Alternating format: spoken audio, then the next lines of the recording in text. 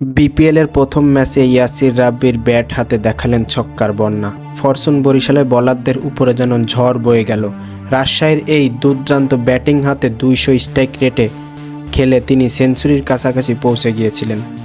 রাব্বির বিধ্বংসী ইনিংসে 4-এর চেয়ে ছক্কা ছিল বেশি। 8টি ছক্কা ও 7টি চারে তার দাপুটে ব্যাটিংয়ে রাজশাহী তুলল 197 রান।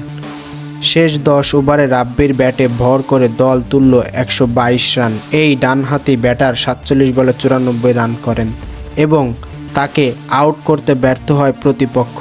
রাজশাহীর ইনিংসের শেষ ওভারে পঞ্চম বল পর্যন্ত টিকে ছিলেন তিনি। 19 ওভারের শেষে রাব্বির অপরাজিত ছিল 77 রানে। শেষ ওভারে রিপন মণ্ডল প্রথম 4 বলেই 2টি ছক্কা এবং একটি 4 মেরে সেঞ্চুরির সম্ভাবনা জাগান। তবে শেষ পর্যন্ত সেঞ্চুরি না পেলেও শুরুর ম্যাচে রাব্বির এই ইনিংস তার সামর্থ্যের পরিচয় দেয়।